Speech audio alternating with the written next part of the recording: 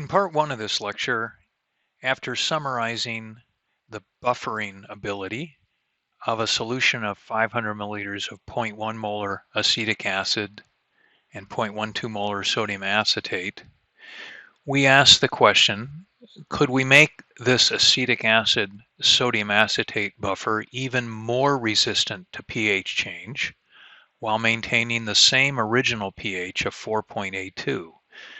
In other words, could we make the buffer differently so that when we added the strong acid, the pH dropped even less than it did here and it would go up even less than it did here upon addition of the strong base? And the answer to that, not surprisingly, is sure. All we need to do is increase the concentrations of both the acetic acid and acetate proportionately to keep the same acid form base form ratio as in the more dilute buffer. So for example, the original buffer, which we've been talking about, 0.1 molar acetic acid, 0.12 molar acetate, we calculate the pH of that to be 4.82. And remember, in the Henderson-Hasselbalch equation, we learn that the pH of the buffer is determined by two things: the pKa of the acid form and the log of the ratio of the base form over the acid form. So let's suppose we made a higher concentration of buffer, and you can see here what we've done is we've increased the concentration of acetic acid by a factor of 10 to 1 molar, and we've proportionately increased the concentration of the base form acetate to 1.2 molar. If we now use the Henderson-Hasselbalch equation to calculate the pH, the only thing that's changed is that the numbers here for the base form and acid form have gone up by a factor of 10, but the most important thing to see is that the ratio of the base form to acid form has not changed. The ratio is 1.2 here, and it's 1.2 here.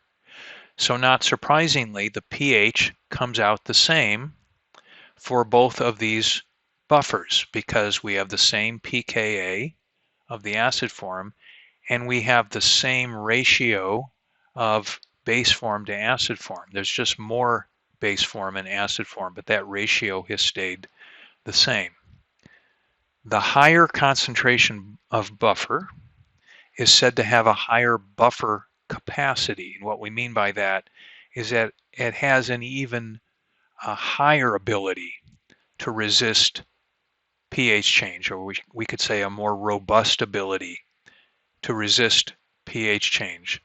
So what we're going to do is demonstrate this by doing another calculation similar to what we did before, but we're going to do this with our new buffer here, the one that's supposed to be of higher buffer capacity. The pH still starts out at 4.82, and we'll calculate the expected pH after addition of 20 milliliters of 1.2 molar hydrochloric acid. Remember, this dropped the pH by a little less than half a unit for our lower capacity buffer. Let's see what happens with our higher capacity buffer. Well, recall the number of moles of H plus added from HCl is 0.0240 moles, the volume we've added times its concentration. We're going to look at this situation in a more abbreviated form than used previously. The number of moles of acetic acid would be the volume of the buffer times its concentration. So we have half a mole of acetic acid in our buffer and 0.6 moles of acetate.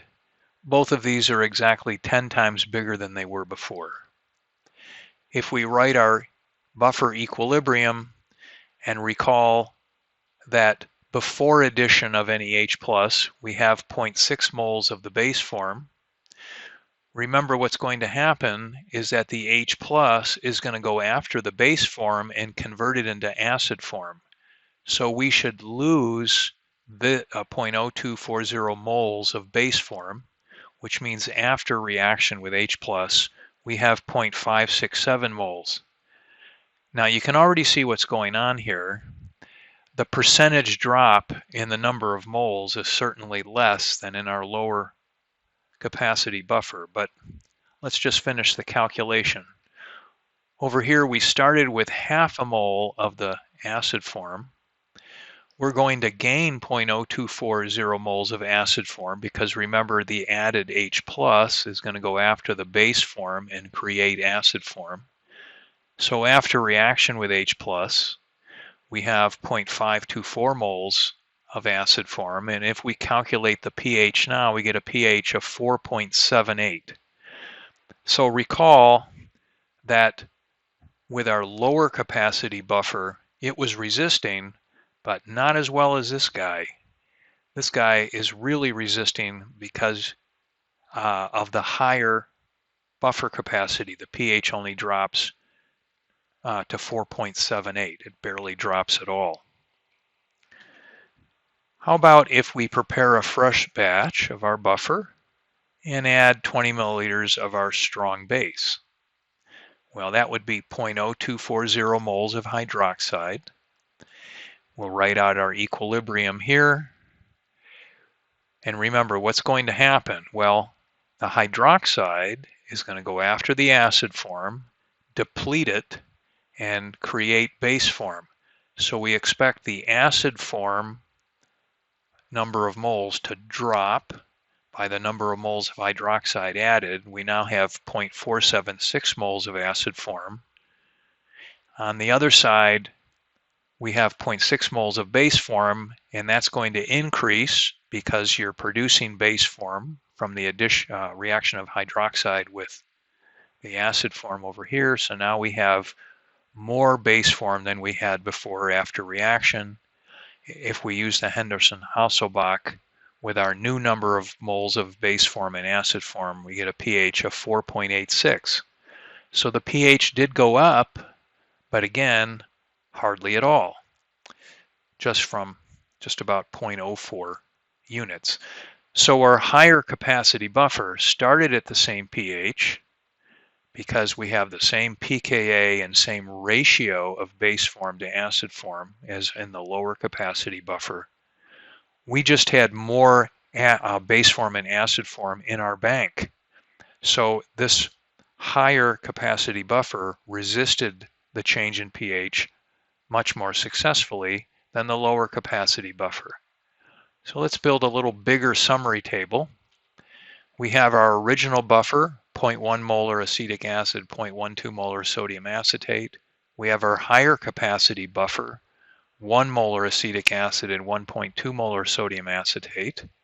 Again, lower capacity buffer, higher capacity buffer. And then we can compare this to 500 milliliters of pure water, which is an unbuffered solution. The original pH of the lower capacity buffer was 4.82. The original pH of the higher capacity buffer was also 4.82, again, because the ratio of base form to acid form didn't change from the lower capacity buffer. And our pH of pure water would be around 7. After addition of our strong acid, our lower capacity buffer dropped to 4.43. Our higher capacity buffer did drop, but barely at all. And our water is, our unbuffered solution, as we pointed out before, is a pathetic disaster. How about upon addition of strong base? Well, our lower capacity buffer did resist, but not as well as the higher capacity buffer. And again, water was a disaster, the unbuffered solution.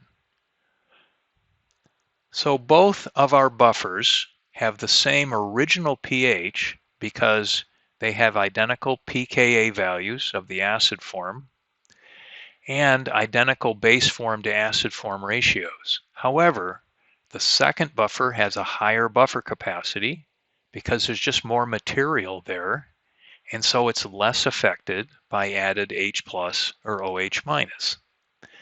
And the unbuffered solution is just totally at the mercy of added H plus or OH minus. So let's make a few more summary statements here. The pH of a buffer is determined by the pKa of the acid form and the ratio of the base form to acid form. Actually, the log of the ratio of the base form to acid form. That's we see in the Henderson-Hasselbalch equation. The buffer capacity is determined by the actual amounts of the base form and acid form present. In order to be capable of buffering against both added H plus and added OH minus, it turns out it's best if the base form to acid form ratio does not get any bigger than 10 to 1 and does not get any smaller than 1 to 10. The reason for that is that if you want your buffer to be good buffering against added H plus acid or OH minus base, you want to have a sufficient bank or supply of both forms to take care of any added acid or base. So if you go outside these ratios, for example, in this one, there's a lot of base form versus acid. If it got any more out of whack than that, if you, for example, added a base, there would hardly be enough acid form to react with the base. So you want your base form to acid form to stay within these parameters if you want to have a decent buffer. If you look at this in equation form according to the Henderson-Hasselbalch, pH equals pKa plus log of 10 over 1. We said that was the limit of the base form to acid form ratio. So that equals pKa plus 1 because the log of 10 is 1. You say, well, so what? Well, let's look at the other extreme. The ratio is 1 to 10. The log of 0.1 is minus 1. So we have a pH equal to the pKa plus 1, pH equals the pKa minus 1. What does that mean? The optimal pH range for a buffer is plus or minus 1 unit around the pKa of the acid form of that buffer. So for an acetic acid acetate buffer, the pKa of the acid form is 4.74. So the optimal pH range for an acetic acid acetate buffer is 4.74 plus or minus 1, or 3.74 to 5.74. I prefer, when I'm in the research laboratory, to not even stretch these limits, and I usually keep the ratio well below 10 and well above 0.1.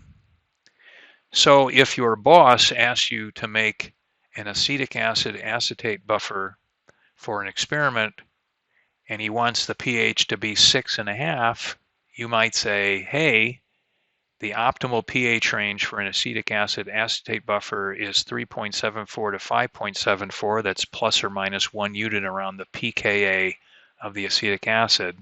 So if you want a pH of 6.5 and have the buffer actually buffer, we need to pick a different buffer system. Let's do one more example here and look at just a totally different buffer system. Let's suppose a buffer is prepared by dissolving enough solid ammonium chloride in 200 milliliters of a solution that's already 0.4 molar in aqueous ammonia to make that solution not only 0.4 molar in NH3, aqueous ammonia, but also 0.4 molar in ammonium chloride. What we want to do is calculate the pH of this buffer solution using the Henderson-Hasselbalch equation. And then we want to calculate the pH after addition of 12 milliliters of 2.75 molar nitric acid, which is, of course, a strong acid. So let's write out the relevant equilibrium here. We have the acid form of the buffer on the left plus water, giving us the base form of the buffer on the right plus hydronium ion. We start out with 0.4 molar ammonium ion. We know this from the concentration of ammonium chloride. Remember, chloride will be a spectator here. And 0.4 molar ammonia. because we said the solution was also 0.4 molar in ammonia. Our acid form is the ammonium ion, our base form is ammonia. We can calculate the original pH of the buffer by taking the pKa of the acid form plus the log of the concentration of the base form over the acid form. Well, how do we get the pKa of the acid form? Because what you would need to do that is the Ka of the ammonium ion, which you might have trouble finding in a table. So you say, well, I can get that because I know the Ka of the ammonium ion times the Kb of its conjugate base, ammonia, equals 1 times 10 to the minus 14, which means the Ka of the ammonium ion is equal to 1 times 10 to the minus 14 divided by the Kb of ammonia. You can look up the Kb of ammonia in a table of Kb values for bases. If you do that, you find out the Ka of the acid form is 5.56 times 10 to the minus 10. We want to take minus the log of that for the pKa, and we find out it's 9.255. We then add to that the log of the ratio of the base form to the acid form. And here we have an interesting situation where 0.4 of a 0.4 is 1, and the log of 1 is 0. So in this case, the pH of our buffer is actually equal to the pKa of the acid form. This is always true when the concentration or the number of moles of base form is equal to the concentration or number of moles of acid form. So here we have a pH of 9.255 starting for our buffer. Now let's calculate the pH after we add this much strong acid. Well, to do this, we want to convert the concentrations of the base form and acid form, which are the same, in our buffer to number of moles. So we'll do that by taking the volume of the solution times the concentration, and so we have 0.08 moles of each. We of course want to figure out how many moles of strong acid we're adding, and here it's 0.0330 moles. Now recall the chemistry here. What's going to happen? Well, the added H plus, of course, is going to go after the base form of the buffer. So when we add H plus, it's going to go after the NH3, deplete the NH3, and produce NH4 plus. So when we add our acid, the number of moles of ammonia will decrease and the number of moles of ammonium ion will increase. If we rewrite our equilibrium here, we have 0.08 moles of ammonia. This is how much is there before H plus addition. 0.08 moles of the ammonium ion before H plus addition. The H plus is going to deplete the base form ammonia. So after reaction with H plus, we have this many moles of the base form left. It's going to increase the amount of the acid form. And so after reaction with H plus, we have this much acid form. If we put these new amounts back in our Henderson-Hasselbalch equation, we have 9.255 plus the log of this new ratio, and that turns out to be 8.87. So you can see the buffer did drop in pH when you added strong acid, but it didn't drop by very much. So this basic buffer does show resistance to drastic lowering of pH upon addition of the strong acid, nitric acid. Now finally, I want to just say a few words about writing equilibrium expressions to describe buffer chemistry. You'll notice that, you may or may not have noticed, that when writing equilibrium expressions to describe chemistry involved in buffer solutions of various pH values, we, meaning I, have consistently written the acid form of the buffer on the left and the base form on the right. I just wanted to be consistent with the way I wrote these. So for example, with the acetic acid acetate buffer, where the pH is 4.82, the acid form is on the left, base form on the right.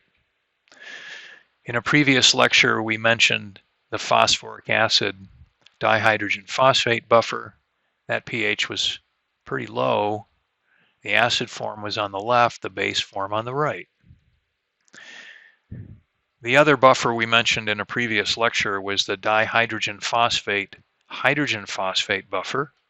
Here the pH was 7.63, and here the dihydrogen phosphate is acting as the acid form and the hydrogen phosphate is the base form. Again, I seem to be pretty consistent with the way I write these.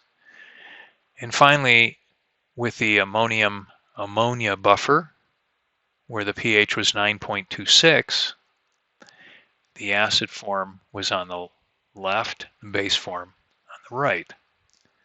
Now, in reality, there's nothing magical about this format. I just did this for consistency. I would suggest you do the same. However, it is perfectly acceptable to write the equilibria with the base form on the left and the acid form on the right. However, this results in an equilibrium expression that is not simply the reverse of the above expressions. For example, for the last two equilibria above, these two, writing out the expression with the base form on the left results in something that looks like this. The hydrogen phosphate, which is the base form, in equilibrium with the acid form over here. And you notice now we have a hydroxide on the right. For the ammonium ion, if we put ammonia on the left, ammonium ion on the right, we'd have the base form left, acid form on the right. Now notice that to balance the equation, we need hydroxide now on the right rather than hydronium ion. This should not bother you. The critical thing to know here is that you need to know the number of moles of acid and base form present at any time and the pKa of the acid form. If you know those things and how they change when you add acid or base, you can still proceed with using the Henderson-Hasselbalch equation and track the changes in the number of moles of acid form and the number of moles of base form with added strong acid or base. I would suggest that you leave things in this form so it's consistently the same as what you see in lecture. But the bottom line is there are other ways to approach this, and one can just say the take-home lesson here is when working with buffer equilibria, be nimble.